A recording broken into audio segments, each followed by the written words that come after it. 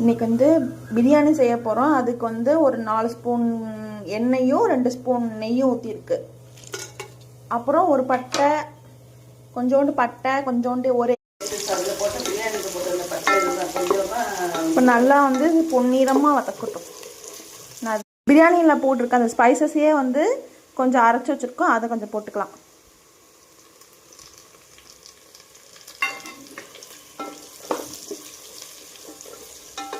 இப்போ 3 ஸ்பூன் இஞ்சி பூண்டு பேஸ்ட் போட்டுக்கலாம்.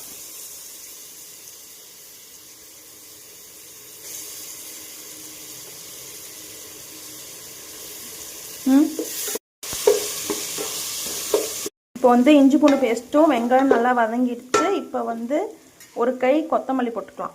கொத்தமல்லியும் புதினாவும் இருக்குது. ஒரு வதக்கிட்டு தக்காளி போட்டுக்கலாம்.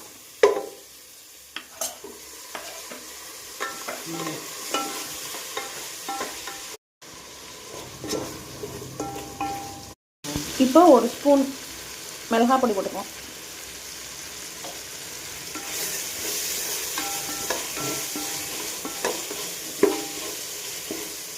அப்புறம் தயிர் ஒரு 2 ஸ்பூன் போடலாம்.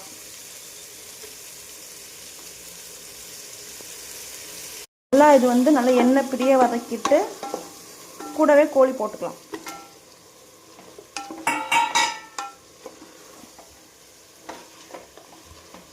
வந்து உப்பு போட்டுக்கலாம்.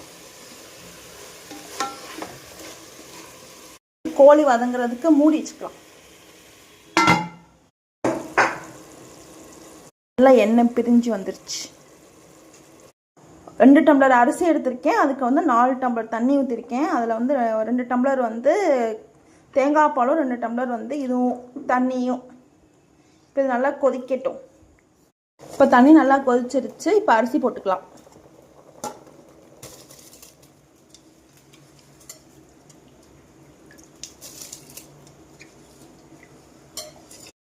அரைப்பழம் எலுமிச்சை பிழிஞ்சுக்கலாம்.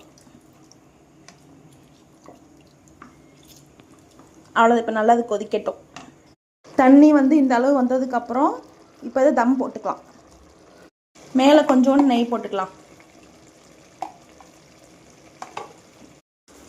ஒரு 20 நிமிஷம் வந்து தம்லேயே இருக்கணும். மூடி போட்டு மூடிக்கலாம். மூடி போட்டு மேலே வந்து வெயிட் வச்சுக்கலாம். பிரியாணி ரெடி.